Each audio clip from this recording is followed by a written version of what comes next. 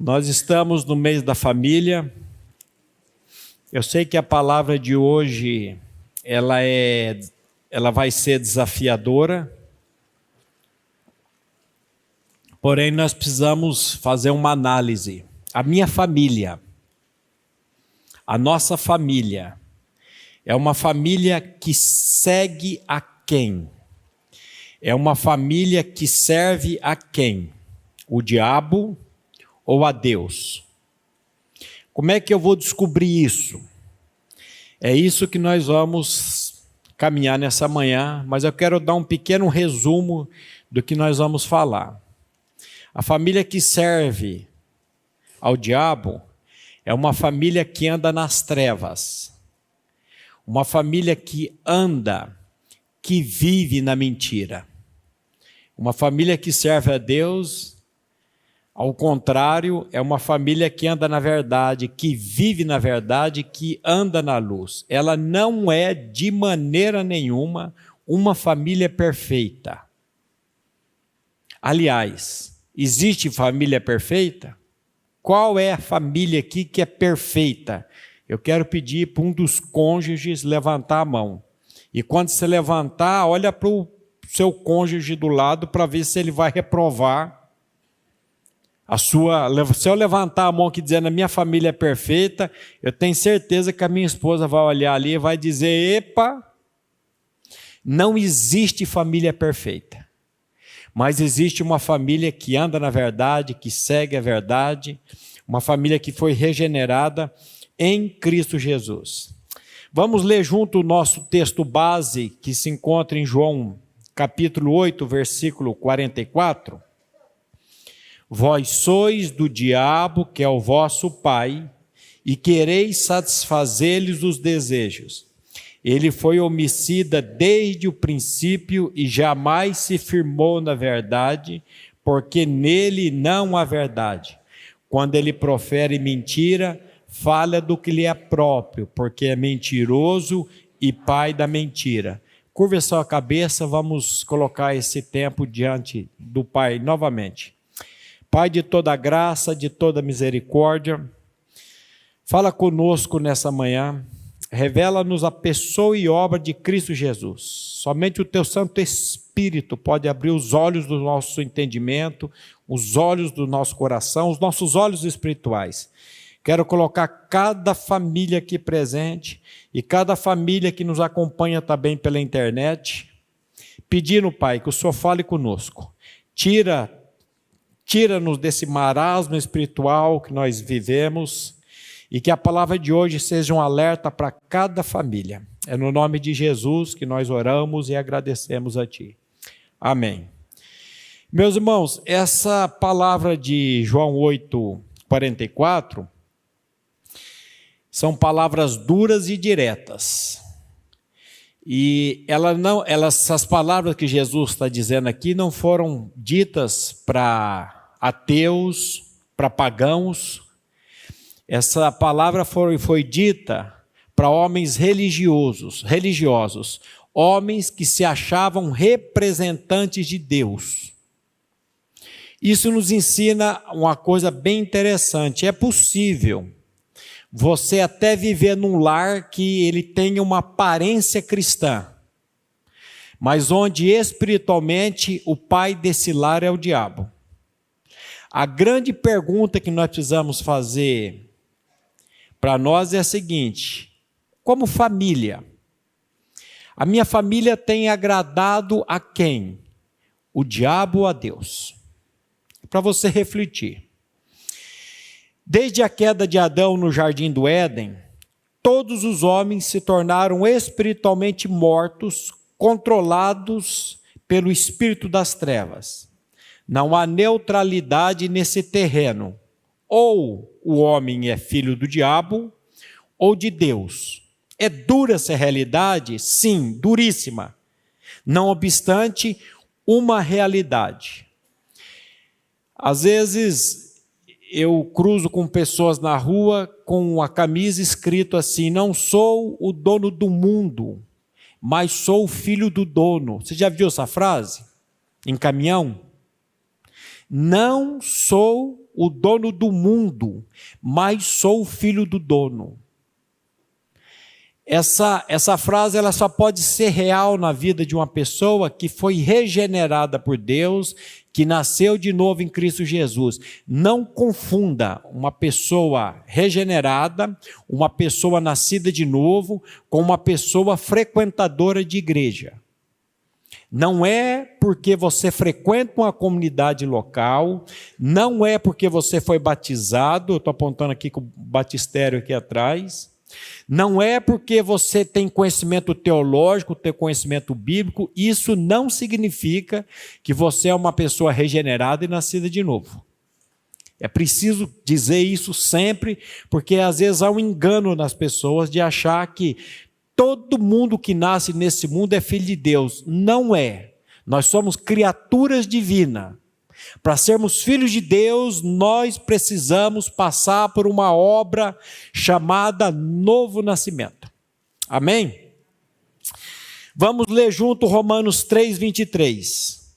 Pois todos pecaram e carecem da glória de Deus. E segundo as palavras do próprio Senhor em 1 João 3:8, vamos ler também?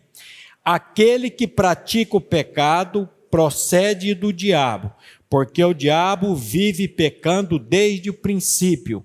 Para isto se manifestou o Filho de Deus, para destruir as obras do diabo. As pessoas sempre têm um versículo, um estudo, um dia, que aquela palavra levou-as a uma experiência. O versículo que me levou a uma experiência é 1 João 3:8. Quando eu vi esse versículo pela primeira vez, há muitos anos atrás, eu fiquei incomodado com isso. Como? Não pode um negócio desse? E ele está dizendo aqui, aquele que pratica o pecado procede do diabo. Porque o diabo vive pecando desde o princípio. A palavra de Deus é clara sobre a condição espiritual do homem. Todos pecaram, e aquele que vive na prática do pecado pertence ao diabo. Ainda que instrumentos humanos, tais como religião ou educação, possam refrear em alguma medida nossas atitudes pecaminosas, o fato é que todos os homens são, por natureza, filhos espirituais do maligno, conforme afirma o salmista no Salmo 55:1. Eu nasci na iniquidade e em pecado me concebeu a minha mãe. Embora essa informação possa parecer chocante, é necessário que a recebamos como verdade. Eu gosto muito de um texto de Provérbios 27, 5 e 6, onde ele diz assim: melhor é a repreensão franca do que o amor encoberto. Leais são as feridas feitas pelo que ama, porém os beijos de quem odeia são enganosos. Olha que texto maravilhoso. Nós vivemos hoje numa cultura parece que o confronto, você confrontar uma pessoa, isso aí é visto como algo negativo. E aí nós vamos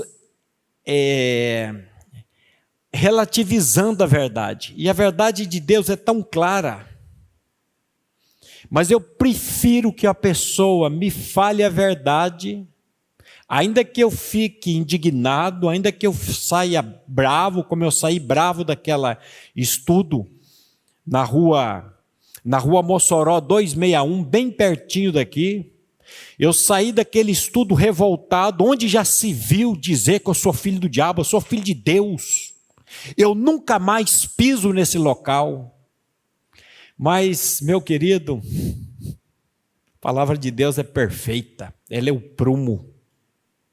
A Bíblia diz que nós nada podemos contra a verdade, senão em favor da própria verdade. Eu até gosto quando a pessoa fica brava, fica indignada. Comigo não, é a verdade. Porque a verdade ela vai trabalhar no nosso coração e vai nos quebrantar. Eu falei, nunca mais eu volto nessa desgraça dessa academia para ouvir isso aqui, nunca mais. No outro sábado eu estava lá sentado. Quem que me levou lá? O Espírito Santo de Deus. E a minha oração é que o Espírito Santo leve você também a enfrentar esse confronto com realidade. Todos os seres humanos, quantos? Todos os seres humanos, isso inclui cada membro da nossa família. Eu queria tanto que as minhas filhas tivessem nascido filhas de Deus, mas elas não nasceram filhas de Deus. Eu queria tanto que as minhas netas nascessem também filhas de Deus, mas elas não são filhas de Deus, elas são criaturas divinas, mas espiritualmente elas são filhas do diabo, assim como cada pessoa. Então, todos os seres humanos, quando nascem, ainda que sejam criaturas de Deus, são filhos espirituais do diabo, independentemente se têm hábitos religiosos ou uma boa moralidade civil. A natureza pecaminosa é uma realidade em 100% dos homens que chegam a este mundo. Não se trata de uma decisão ou opção exercida pelo próprio homem. Antes, é uma questão de nascimento. Meus queridos, eu vou morrer dizendo, o que uma pessoa precisa fazer para ir para o inferno? Eu ouvi um nada aí, eu vi, só precisa de uma coisa, nascer. Quando você nasce, eu costumo dizer, você nasce com 2 carimbos, lembra? Primeiro carimbo, vai morrer. A maior ilusão é você achar que você nasceu para viver. Nós somos uma encomenda que a parteira enviou para o coveiro, a qualquer segundo essa encomenda pode chegar. Pode ser que a encomenda minha chegue hoje. Pode ser que eu não termine esse estudo aqui. Não sei o que pode acontecer. Então a maior ilusão é você achar que você nasceu para viver. O que nos espera é a morte. Segundo carimbo, vai para o inferno. Ninguém vai para o inferno pelo que faz de mal ou de errado. Nós vamos para o inferno porque nós já nascemos com o inferno dentro de nós. Nós já nascemos com a iniquidade dentro de nós. Eis que eu nasci na iniquidade, em pecado me concebeu minha mãe. Uma palavra pesada, mas é a palavra de Deus. Eu não concordo com isso, pastor Maurício. Não tem problema, você pode não concordar, mas a palavra de Deus vai continuar falando isso e ela vai levar você a reconhecer isso um dia. O apóstolo Paulo chama de filhos da ira todos aqueles que ainda não receberam de Deus vida espiritual. Vamos ler junto Efésios 2, de 1 a 3. Ele vos deu vida, estando vós mortos nos vossos delitos e pecados, nos quais andastes outrora, segundo o curso deste mundo, segundo o príncipe da potestade do ar, do espírito que agora atua nos filhos da desobediência, entre os quais também todos nós andamos outrora, segundo as inclinações da nossa carne, fazendo a vontade da carne e dos pensamentos, e éramos por natureza filhos da ira, como também os demais. Entenda mais uma vez, meu querido, minha querida, toda família que nasce nesse mundo, todos nós nascemos mortos espirituais. Antes de qualquer conversão, toda família nasce em delitos e pecados, sem exceção. Nascem em rebelião, influenciados pelo mundo, influenciados pela carne e influenciados pelo pecado. Melhor, essa palavra influenciado não ficou bom. Dirigidos, regidos por isso. Nesse ponto é preciso que cada um reflita com sinceridade: quem é meu pai? O diabo ou Deus? O apóstolo João usa 2 critérios para diferenciar os filhos do diabo dos filhos de Deus: a justiça e o amor. 1 João 3,10, vamos ler juntos. Nisto são manifestos os filhos de Deus e os filhos do diabo. Todo aquele que não pratica justiça não procede de Deus, nem aquele que ama ao seu irmão. O texto é claro. Que não ama seu irmão. Presta atenção, o texto é claro. A maneira como nós vivemos nesse mundo revela quem é o nosso pai espiritual. Lares que praticam o pecado deliberadamente. Sabe aquele lar que vive em egoísmo, despreza a justiça de Deus, despreza a palavra de Deus, despreza o amor? Eles estão manifestando a filiação deles. Qual que é a filiação desse lar? Do diabo. Em contrapartida, as famílias que cultivam o amor, o perdão, que amam a palavra de Deus, amam a santidade, mesmo imperfeitas. Precisamos bater nesse ponto aqui, não existe família perfeita, mas existe uma família que está em Cristo e uma família que ela está crescendo na graça e no conhecimento dessa pessoa, chamada Jesus Cristo. Então, essa família que cresce na palavra, que cresce em amor, que cresce no perdão, é uma família que ela está seguindo quem? O Pai celestial delas. Então, essa prática diária, ela vai expor a nossa identidade espiritual. O amor dentro da família é o termômetro espiritual. É o que vai mostrar. O texto diz, nem aquele que ama ao seu irmão. O que João está dizendo aqui? Se você não ama aquela pessoa que você vive, aquela pessoa que você convive, que você anda com ela ali, e aqui nós colocamos o cônjuge, nós colocamos os filhos, e ele está dizendo, se você não ama o seu irmão, você não procede de Deus. Uma família que vive em ódio, uma família que vive em tristeza, em frieza, uma família que vive em egoísmo, ela está mostrando quem é o pai espiritual dela. O diabo. De acordo com a palavra de Deus, só há uma maneira de alguém passar a praticar a justiça e o verdadeiro amor. Qual que é? O novo nascimento, a regeneração em Cristo Jesus. Se alguém não nascer de novo, jamais apresentará tais virtudes, visto que, como filho da ira, ou filhos da ira, permanece sob a escravidão do pecado. Jesus disse, aquele que comete pecado é escravo do pecado. Então ele vai permanecer na escravidão do pecado. Por outro lado, todo aquele que foi regenerado pelo Pai passa a demonstrar justiça e amor com evidências da transformação espiritual que Deus operou em sua vida. Porque quem opera a regeneração, o novo nascimento é Deus. Eu sei que tem umas mães aí, e pai também, que quer regenerar o filho de todo jeito. Mas quem vai regenerar é Deus. E o que cabe a você e a mim é a oração pela salvação desse filho, desse neto, desse cônjuge. E, o mais importante, a demonstração diária da vida de Cristo em nós. Amando, sendo submissa. E a Bíblia diz que o amor de Cristo vai constranger, o amor de Cristo nos constrange, e o amor de Cristo em nós vai constranger essa pessoa a ela se render a essa graça e essa misericórdia de Deus. A maior graça que um homem pode receber de Deus,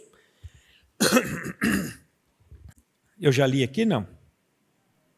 A maior graça que um homem pode receber de Deus é o novo nascimento, que o liberta do poder do pecado e o transforma num filho de Deus, coparticipante da natureza divina.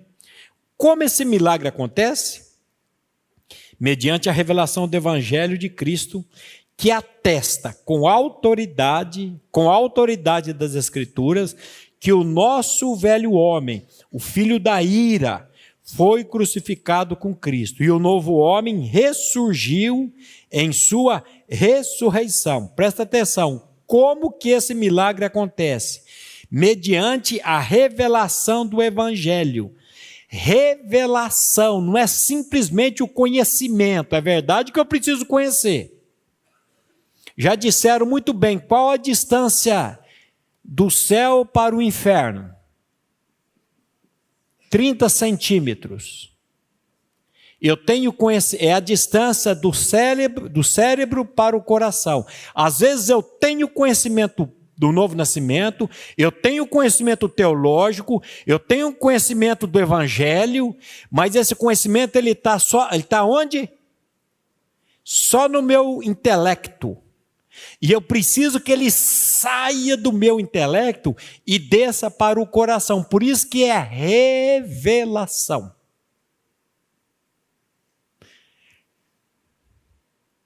Pastor Maurício, eu não tenho essa revelação ainda. Quem que pode dar? Fala para mim. Quem que é o único que pode trazer revelação para você? Não escutei. O Espírito Santo. E o que você precisa fazer? Ir diante do Espírito Santo, de joelhos, e dizer: Espírito Santo de Deus, tem misericórdia de mim, e revela essa verdade no meu coração. Quem que Deus resiste? Deus resiste aos soberbos. Quem que é o soberbo? É esse que eu conheço tudo isso daí, eu sei tudo isso daí. Eu estudei teologia. Eu já li a Bíblia não sei quantas vezes. É esse que sabe, ou sabe tudo. Deus resiste ao soberbo, mas ele dá graça a quem? Quem que é o humus? Quem que é humilde? Humilde é aquele que desce. Humilde é aquele que se humilha. A Bíblia diz: humilhai-vos diante da poderosa mão de Deus, para que no tempo dele ele vos exalte. Então, fica tranquilo. Nós temos a terceira pessoa da Trindade, ele veio para isso.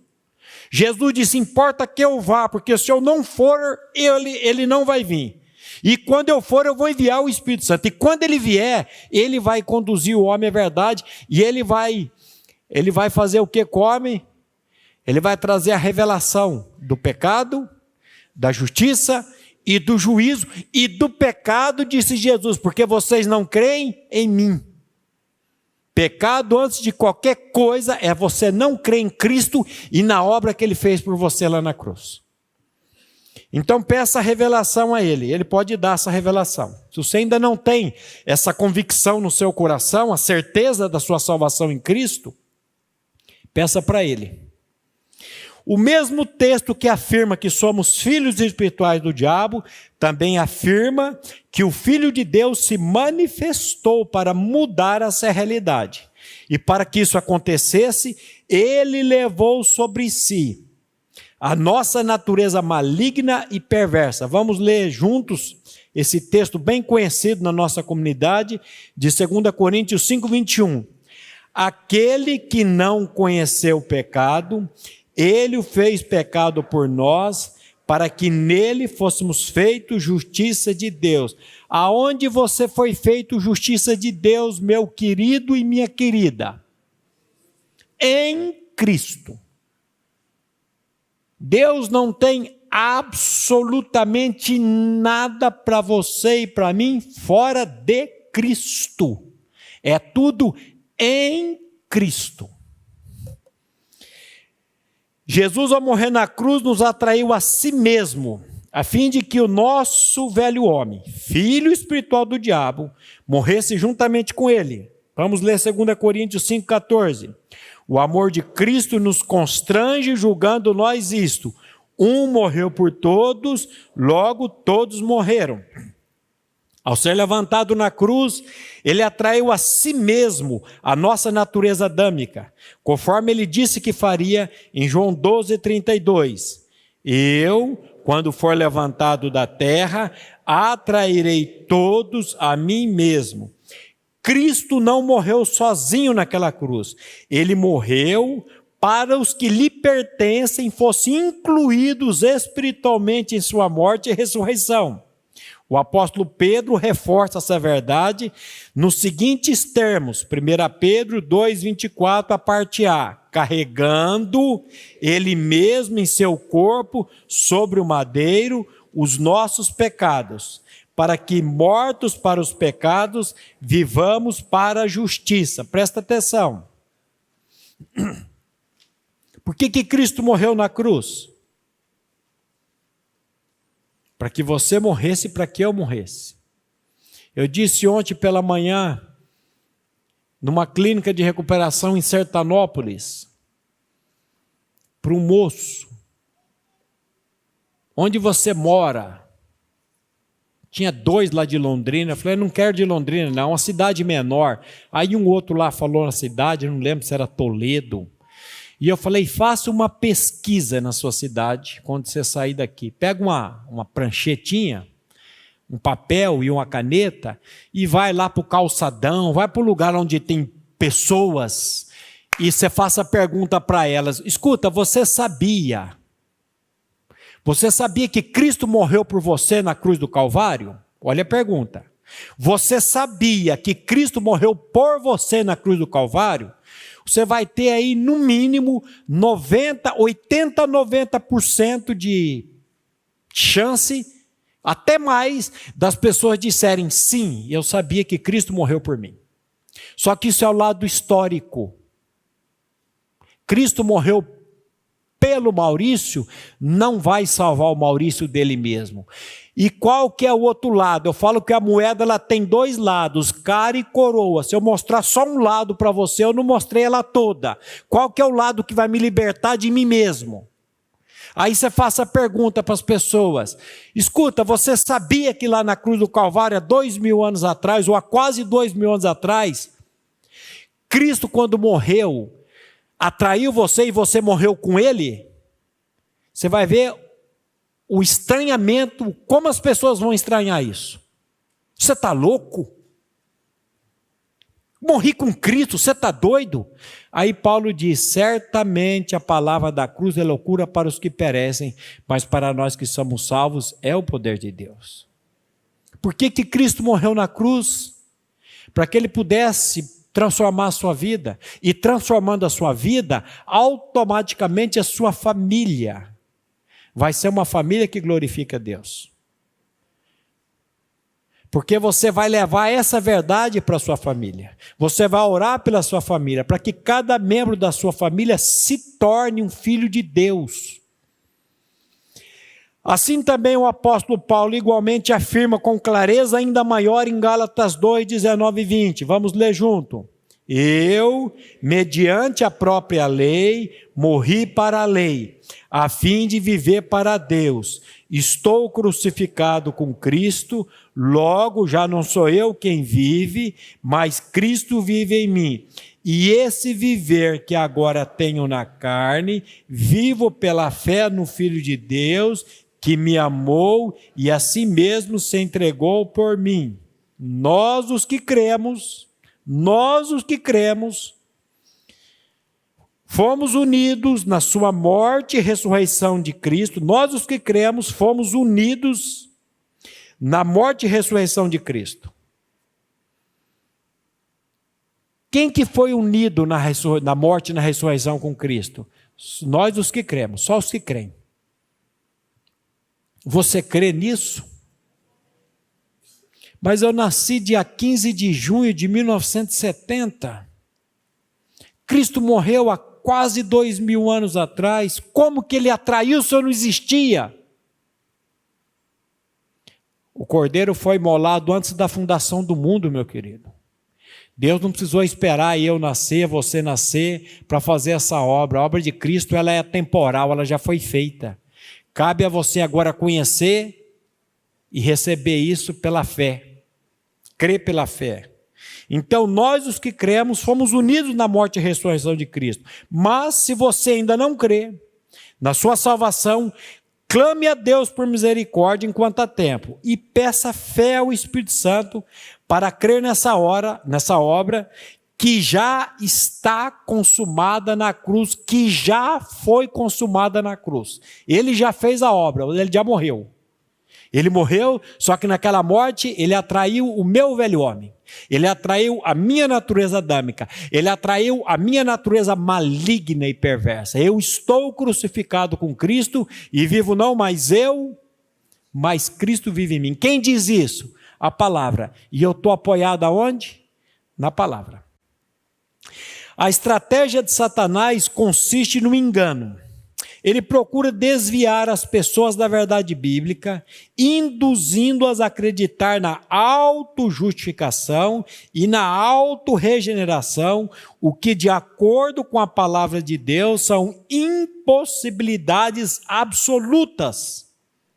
O homem jamais poderá salvar-se a si mesmo. Contudo, a mesma palavra nos apresenta a boa notícia do Evangelho.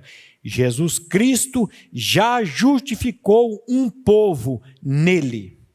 Precisamos, pela graça de Deus, receber pela fé essa obra que foi realizada em nosso favor. João afirma que Jesus, João 1, 11 a 13, veio para o que era seu e os seus não o receberam. Mas a todos quantos o receberam, deu-lhes o poder de serem feitos filhos de Deus, a saber os que creem no seu nome, os quais não nasceram do sangue, nem da vontade da carne, nem da vontade do homem, mas de Deus. Observe, não nasceram do sangue, refere-se à herança biológica. Ser filho de Deus não é algo que herdamos por descendência genética, nem da vontade da carne. O novo nascimento não ocorre pelo desejo humano ou esforço próprio. Como já foi dito, o homem em sua natureza caída não pode se salvar. A regeneração é uma obra exclusiva do Espírito Santo. Deus é quem chama os pecadores e a salvação ocorre quando a regeneração os alcança e produz neles o arrependimento e a fé. Nem da vontade do homem. Ninguém pode fazer de outra pessoa um filho de Deus, seja por meio de rituais, tradições ou imposições religiosas. Pais cristãos, por exemplo, não podem salvar seus filhos, ainda que desejem ardentemente. No entanto, Deus se serve da pregação e da oração daqueles como meios para os chamar, seus eleitos ao arrependimento e à fé. Você não pode, eu não posso. Mas nós temos a oração, nós temos a palavra e nós temos o principal, que não coloquei aqui, o testemunho. O testemunho. Eu não gosto muito daquela frase, pregue o evangelho se necessário for use palavras. Porque é impossível você pregar o evangelho sem a palavra, sem você pregar. Mas nessa frase, quando o autor a disse, ele quis mostrar o seguinte: as pessoas precisam ver Cristo em você. As pessoas precisam ver Cristo em mim. Ver Cristo aqui no domingo de manhã, no domingo de noite, na quarta-feira na oração é bonito. E lá na empresa? E lá dentro de casa? E no dia a dia? Então, os nossos filhos precisam ver em nós. Não é pais perfeitos. Não existe isso, pais perfeitos. Mas precisam ver que quando esses pais erram, eles vêm pedir perdão. Eles vão conversar. Em viagem esses dias, vamos fazer uma cerimônia sábado passado em Garopaba, até quase que nós pegamos aquele acidente lá se não tivéssemos saído um dia antes. E aí, Garopaba, governador Celso Ramos é um pulinho. Vamos lá ver as netas. E a pequenininha, vai fazer 2 anos agora, dia 25 de junho, fazendo umas... E aí eu abaixei para conversar com ela.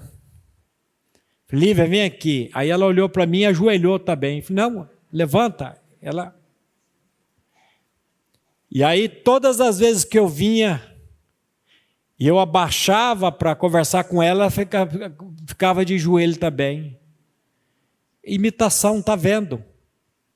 A Érica do Breganó falou, você reparou que a sua neta tem um tique seu?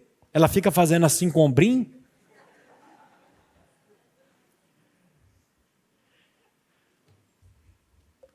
E a vida de Cristo? As pessoas não têm visto a vida de Cristo em nós? E por que as pessoas não estão vendo a vida de Cristo em nós?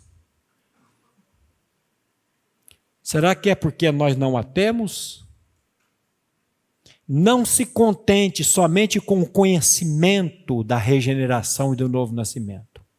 Clame ao Espírito Santo para que Ele lhe dê essa experiência real. Mas Deus, o novo nascimento ocorre exclusivamente mediante a intervenção divina. É uma obra soberana do Espírito Santo que transforma o coração do ser humano e lhe concede uma nova natureza espiritual. Ser feito filho de Deus, portanto, não vem por herança, por esforço humano ou vontade de terceiros, mas é um ato soberano de Deus que regenera o coração e concede nova vida espiritual àqueles que creem em Jesus. Isso destaca a total dependência da graça divina para a salvação. Vamos ler Efésios 2, 8 e 9? Porque pela graça sois salvos, mediante a fé, isto não vem de vós, é dom de Deus e não vem das obras, para que ninguém se glorie. Somente pela graça de Deus podemos ser feitos filhos de Deus. Amém. Amém. É só a graça de Deus que vai fazer isso. E a graça de Deus é algo que o ser humano jamais vai entender, jamais vai compreender a graça de Deus. Nós temos estudado nos grupos aí a parábola dos trabalhadores da vinha. Ai, meu pai. Um chamado às 6 horas da manhã e o último às 5 horas da tarde. E na hora de pagar o combinado, ele vai lá e manda pagar para aquele que trabalhou 1 hora, 1 denário.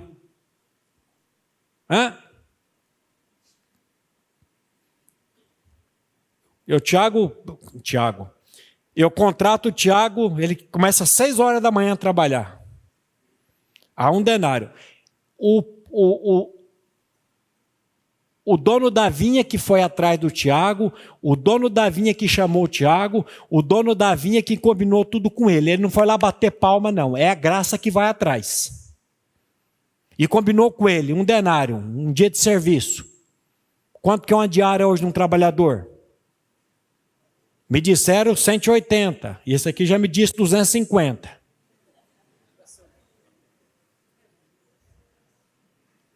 Foi combinado. E aí ele foi, 9, meio-dia, 1 hora, 3 horas, aí contrata o Bruno às 5 horas da tarde, 17 horas. Olha, vai trabalhar na minha vinha e eu pago o que for justo. Acabou tudo, foi pagar, começa pagando 1 denário. Quando ele recebeu 1 denário, o que o Tiago pensou? Ficou assim. Se o cara receber 1, eu vou receber. Só que quando chegou, ele recebeu 1. Aí ele começou a murmurar contra o dono da vinha. Ficou bravo com Deus. Igualzinho sei eu. Eu suportei a fadiga do sol, trabalhei o dia todo, estou aqui todo suado, perdi 15 litros de água do corpo, estou aqui todo queimado de sol. O bonitão trabalhou 1 hora e recebe o mesmo que eu. Tiago, o que nós combinamos, cara? Toma teu dinheiro e vai-te. Se eu sou bom, e se eu quero dar tanto que eu dei para você para o outro, qual que é o problema? Essa parábola fala da graça de Deus. E graça, só tem um jeito de você entender a graça, é por meio da graça. Porque ele diz, os últimos serão os primeiros, e os primeiros serão os últimos. O ladrão da cruz é o das 5 horas. O ladrão da cruz é aquele que foi salvo, que eu falo, no 48 do segundo tempo. Estava acabando tudo. E ele, Senhor, lembra de mim quando entrar no teu reino. O que Jesus disse?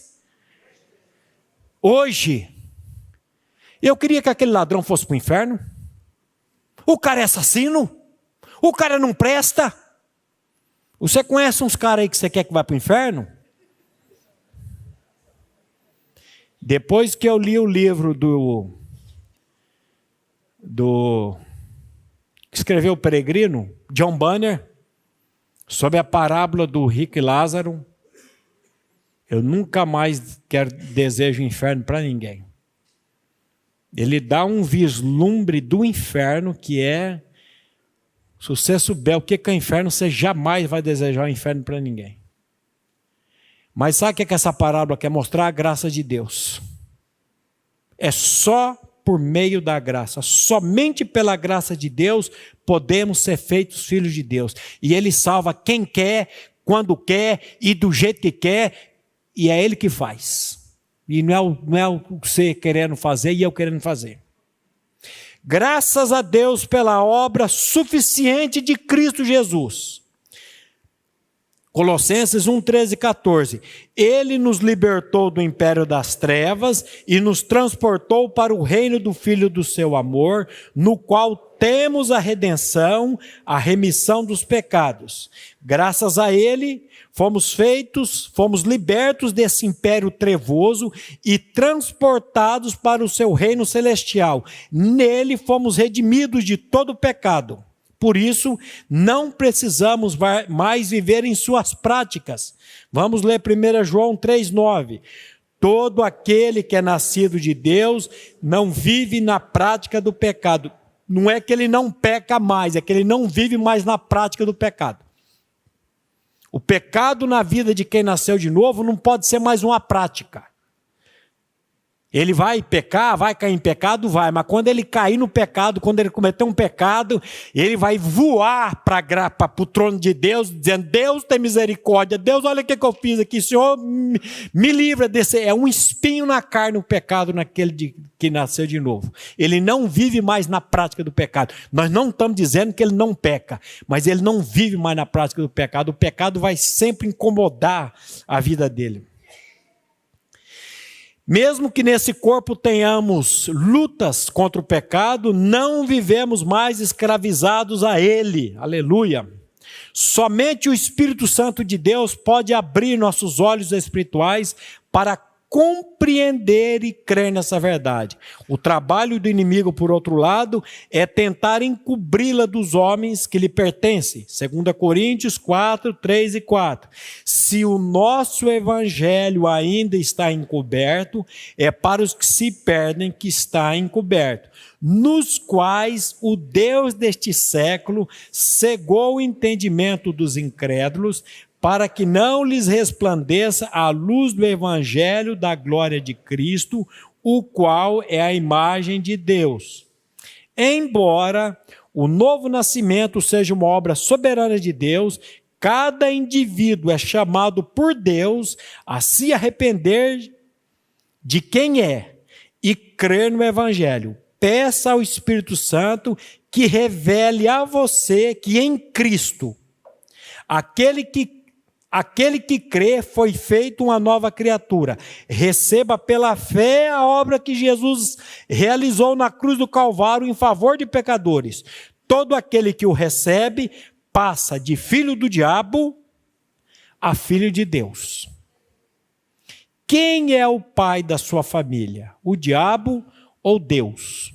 Eu fiz um pequeno paralelo aqui, não está no boletim, eu queria que você prestasse atenção e fazer um autoexame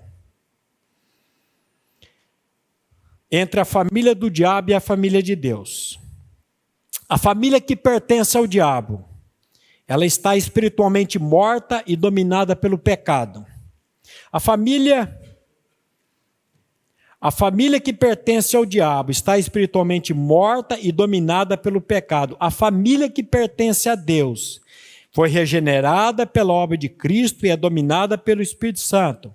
Família do diabo rejeita a verdade, vive de mentiras e relativismos. Família de Deus ama a verdade de Deus e vive somente por meio dessa verdade. Família do diabo justifica o pecado, alimenta rancores e vingança. Família de Deus pratica a justiça e o perdão. Família do diabo vive sem temor de Deus, com aparência de piedade, mas sem poder nenhum. Família de Deus vive para a glória de Deus, a piedade faz parte dela, mesmo não sendo perfeita. Família do diabo esconde pecados, se orgulha das atitudes erradas.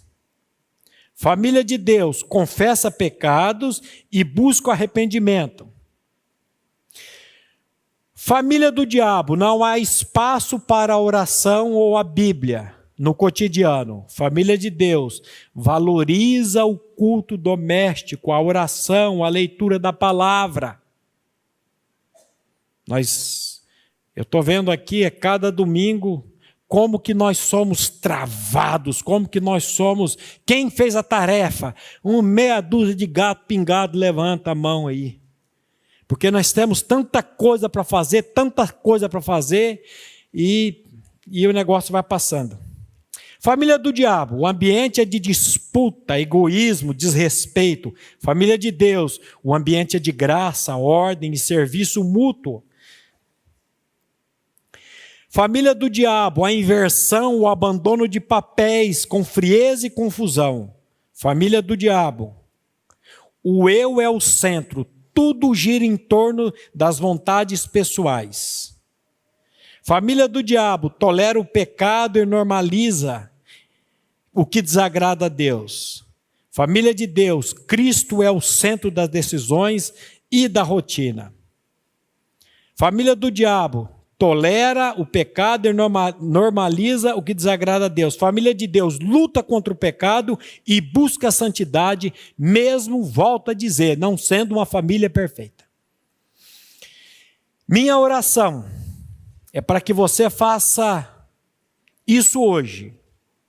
Faça isso o quê?